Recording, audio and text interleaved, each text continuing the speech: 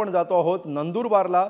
नंदुरबारमध्ये राहुल गांधींची भारत जोडो न्याय यात्रा दाखल झालेली आहे आणि या ठिकाणी त्यांच्या स्वागतासाठी मोठ्या कार्यक्रमाचं आयोजन करण्यात आलं। हमारे आदिवासियों के लिए, इस क्षेत्र के लिए, इस महाराष्ट्र के लिए और हमारे देश के लिए हम दायित्व के साथ जुड़े रहेंगे। नंदुरबारच्या सीबी मैदानावर राहुल गांधींची सभा आयोजित करण्यात आलेली आहे। भारत जोडो न्याय यात्रा काही क्षणांपूर्वीच महाराष्ट्रामध्ये दाखल झालेली आहे आणि आता राहुल गांधी काय बोलणार आणि आज दिवसभरात नंदुरबारमध्ये काय काय महत्त्वाच्या घडामोडी घडणार या सगळ्या गोष्टींकडे पुढारी न्यूजचं लक्ष असणार आहे।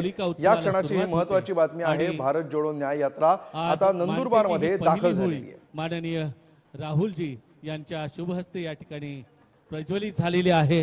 तिला आपण सर्वांच्या वतीने श्रद्धापूर्वक वंदन करत आणि खऱ्या अर्थाने काँग्रेसच्या सर्व महापुरुषांना ज्यांनी या देशाच्या स्वातंत्र्यासाठी आपलं बलिदान दिलं त्यांच्या बलिदानाला देखील वंदन करत आपण त्यांचं स्वागत करूया।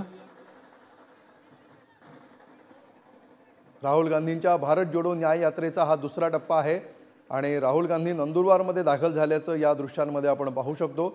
यापूर्वीच्या पहिल्या टप्प्यामध्ये राहुल गांधींनी दक्षिणेपासून उत्तरेपर्यंत भारत जोडो न्याय यात्रा काढली होती आणि आता पूर्वेपासून सुरुवात करून पश्चिम दिशेने ही भारत जोडो न्याय यात्रा दुसऱ्या टप्प्यामध्ये प्रवास करते आहे। त्यातला हा महत्त्वाचा टप्पा आहे महाराष्ट्रातला। महाराष्ट्रातल्या नंदुरबारमध्ये आता राहुल गांधी दाखल झाले। अजय माने सध्या आपल्या सोबत आहेत। अजय, नंदुरबारमध्ये आता भारत जोडो न्याय यात्रा दाखल झाल्याचं दिसतंय, काय कार्यक्रम असतील इथून पुढे, काय नियोजन आहे या यात्रेमध्ये? पण पाहिलं तर नुकतंच राहुल गांधी ते नंदुरबारमध्ये दाखल झालेले, त्यानंतर आता एक सभा जी आहे ती नंदुरबारमध्ये पहिली सभा जी आहे ती पार पडेल। त्यानंतर राहुल गांधी ते नंदुरबार सोडून मुंबईच्या दिशेने प्रवास करतील। पण आज संपूर्ण प्रवास जो आहे 5 दिवसाचा असणार आहे। आज संध्याकाळी एकत्रित नंदुरबारच्या पुढे जाऊन धुळ्याच्या आधी ते राहुल गांधी जो आहे त्यांचा मुक्काम असेल। त्यानंतर उद्यापासून धुळे आणि धुळ्यापासून नाशिक असा प्रवास जो आहे तो सुरू होईल।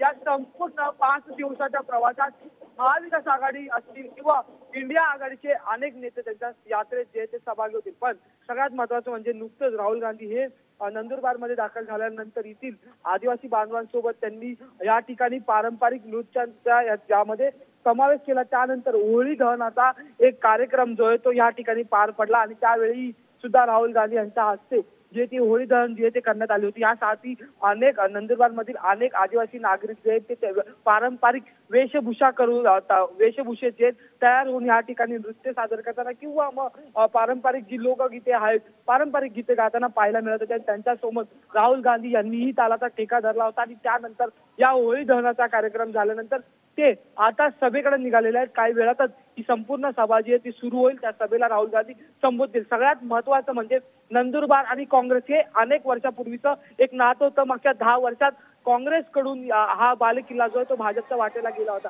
आणि तोच बालेकिल्ला पुन्हा एकदा मिळवण्यासाठी आता महाराष्ट्रात काँग्रेसने जी ती रणनीती आखलेली आणि लोकसभेच्या निवडणुकीच्या इंदिरा गांधींपासून काँग्रेसचा बालेकिल्ला असणारा नंदुरबार मतदारसंघ आहे। सातत्यानं 2014 पर्यंत या ठिकाणी काँग्रेसचं वर्चस्व राहिलेलं होतं। देशातला पहिल्या क्रमांकाचा हा मतदारसंघ आहे आणि त्यामुळे या मतदारसंघाचं अनन्यसाधारण महत्त्व महाराष्ट्राच्या नाही तर पूर्ण देशाच्या राष्ट्रात